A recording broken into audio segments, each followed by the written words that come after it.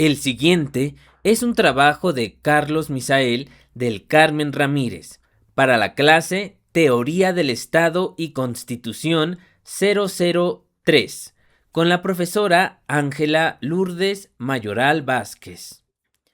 Introducción. Hola, bienvenidas y bienvenidos a esta videocápsula. Hoy vamos a recorrer juntos el documento más importante de nuestra vida pública, la Constitución Política de los Estados Unidos Mexicanos. Analizaremos su estructura, sus artículos, los tratados internacionales que forman parte del orden jurídico mexicano y finalmente cómo se reforma la Constitución. Todo explicado de forma dinámica, profesional y completamente clara. Comencemos. 1. ¿Qué es la Constitución mexicana? La Constitución es la ley suprema del Estado mexicano, el documento que organiza al poder y protege a la persona. Tiene una base filosófica. Aristóteles afirmaba que el ser humano es un animal político, es decir, un ser social que necesita convivir con otros. Esa convivencia requiere reglas, porque el respeto al derecho ajeno es la paz. Para garantizar ese respeto, surge la Constitución. Desde su origen etimológico, constitutio significa establecer o poner en orden, como señala Tena Ramírez en Leyes Fundamentales de México. Esto refleja su carácter de ley fundamental del Estado, promulgada en 1917 y vigente hasta nuestros días. Como recuerda la Cámara de Diputados en su versión oficial, la Constitución sigue siendo el documento que distribuye el poder, protege derechos y establece la vida institucional del país. 2. La estructura de la Constitución. ¿Qué es y cómo se organiza? ¿Qué significa estructura constitucional? Antes de entrar en los artículos, necesitamos entender el concepto de estructura constitucional. No es solo un índice ni una lista de artículos, es el orden interno del texto, el diseño con el cual se organiza política y jurídicamente un país. Autores como Fix, Zamudio, Carbonell y Valadez explican que la estructura busca dos objetivos. 1. Que la Constitución sea comprensible para cualquier persona. Y 2. Que el poder esté ordenado, distribuido y limitado. Por eso el texto constitucional se divide en dos grandes partes: la parte dogmática, derechos humanos, y la parte orgánica, organización del Estado. Esta división no es decorativa, es funcional. Permite distinguir con claridad entre lo que protege a la persona y lo que organiza al poder público. Parte dogmática. Artículos 1 al 29. La parte dogmática incluye los derechos humanos y sus garantías. Aquí están los principios esenciales de la vida democrática: dignidad humana, igualdad, prohibición de discriminación, libertades fundamentales, protección judicial, principios penales y procesales, entre otros. Como explica Miguel Carbonell en su Constitución comentada, esta parte es un escudo frente a los abusos del poder. En palabras sencillas, la parte dogmática es lo que nos protege. Parte orgánica. Artículos 30 al 136. La parte orgánica es el manual de funcionamiento del Estado. Aquí se describe la forma de gobierno, la distribución territorial, las facultades del poder legislativo, las facultades del poder ejecutivo, las atribuciones del poder judicial, la organización de los estados y municipios, las responsabilidades de los funcionarios, el trabajo y la previsión social, el proceso de reformas constitucionales. El constitucionalista Jorge Carpizo la define como la arquitectura del Estado mexicano. La parte dogmática protege, la parte orgánica gobierna. 3. Los títulos de la Constitución. ¿Qué significan y cuáles son? ¿Qué significa la palabra título en la Constitución? Un título es una gran sección temática. Es como un macrocapítulo que agrupa artículos relacionados para mantener coherencia y orden. Según Valadez, esta división permite que la Constitución sea legible, lógica y pedagógica. Es decir, que cualquier persona pueda ubicar rápidamente el tema que desea consultar. Ahora sí, revisemos los títulos. Título primero. Derechos humanos. Artículos 1 al 38. Incluye 4 capítulos. 1. Derechos humanos y garantías, del artículo 1 al 29. 2. Mexicanos. Artículo 30 al 32. Extranjeros. Artículo 33. Y capítulo 4. Ciudadanos mexicanos. Artículo 34 al 38. En estos capítulos está la esencia de la parte dogmática. Título segundo. Soberanía y forma de gobierno, del artículo 39 al 48. El famoso artículo 39 establece que la soberanía reside esencial y originalmente en el pueblo. Aquí se define que México es una república democrática, representativa y federal. Título tercero. División de poderes, del artículo 49 al 107. Este título contiene 4 grandes capítulos. División de poderes, artículo 49. Poder legislativo, del artículo 50 al 79. Poder ejecutivo, del artículo 80 al 93. Y poder judicial, del artículo 94 al 107. Montesquieu explicaba en El espíritu de las leyes que la libertad solo existe cuando los poderes del Estado están separados. Este título materializa esa idea. Títulos cuarto al noveno. Estos títulos abarcan temas esenciales para el funcionamiento del Estado mexicano, más allá de los derechos humanos y la división de poderes. Su contenido complementa la parte orgánica de la Constitución y establece reglas claras sobre responsabilidades, organización territorial, trabajo, reformas e inviolabilidad constitucional. Cada uno cumple una función específica dentro del orden jurídico. Título cuarto. De las responsabilidades de los servidores públicos, del artículo 108 al 114. Este título establece cómo deben comportarse quienes ejercen funciones públicas y qué consecuencias enfrentan si incumplen la ley. Incluye temas como responsabilidad administrativa, responsabilidad penal, delitos cometidos por servidores públicos, juicio político, procedimientos de sanción. El objetivo es asegurar que los funcionarios actúen con legalidad, honradez, lealtad, imparcialidad y eficiencia. El mensaje es claro. En una democracia, el poder tiene límites y quienes lo ejercen deben rendir cuentas. Título quinto.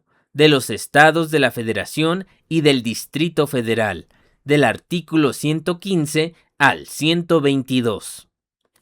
Aquí se establece la organización política y administrativa de los estados y municipios. Define autonomía de los estados, facultades del municipio libre, reglas sobre sus autoridades, ayuntamientos, gobernadores, congresos locales.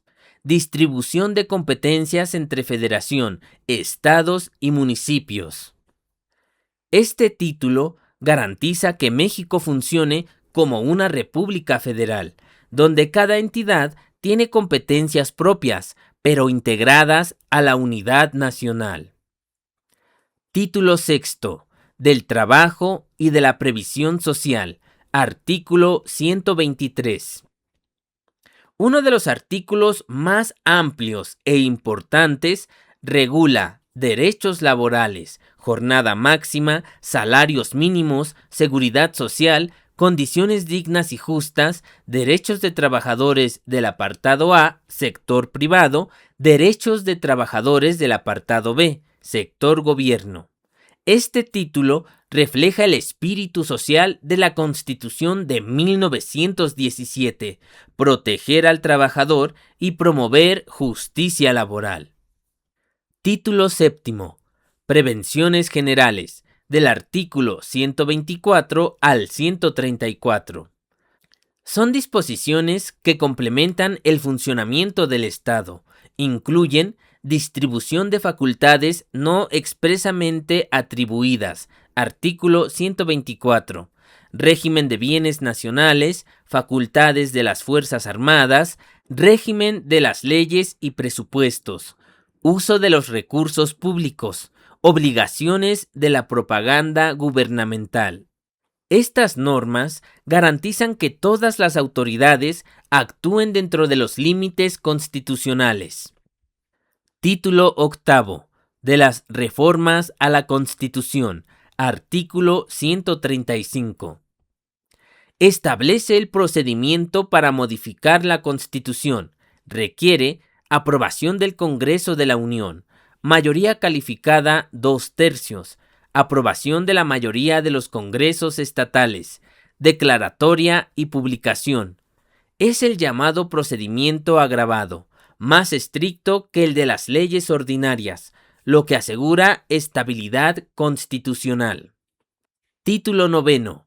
De la inviolabilidad de la Constitución.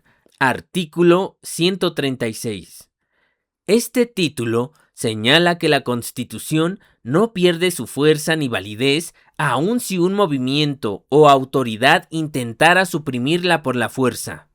Es una cláusula de defensa constitucional. La Constitución permanece y cualquier gobierno contrario a ella es ilegítimo. Síntesis general. Los títulos cuarto al noveno complementan la estructura constitucional al establecer límites y responsabilidades del poder, organización del territorio, derechos laborales, reglas de funcionamiento institucional, mecanismos de reforma, la permanencia y supremacía de la Constitución. Son en conjunto la base del orden jurídico y político del Estado mexicano. 4. Tratados internacionales. ¿Qué es un tratado internacional dentro del orden constitucional? Un tratado internacional es un acuerdo entre estados, aprobado por el Senado, que obliga jurídicamente a México en áreas como derechos humanos, comercio, seguridad, medio ambiente, educación, cultura, economía. La Convención de Viena de 1969 señala que los estados deben cumplir sus tratados de buena fe. Pacta sunt servanda. ¿Qué dice la Constitución sobre los tratados? El artículo 133 establece que esta Constitución, las leyes del Congreso y los tratados internacionales serán la ley suprema de toda la Unión. Esto significa que el orden jurídico mexicano es mixto, interno e internacional al mismo tiempo. ¿Cuál es la jerarquía real?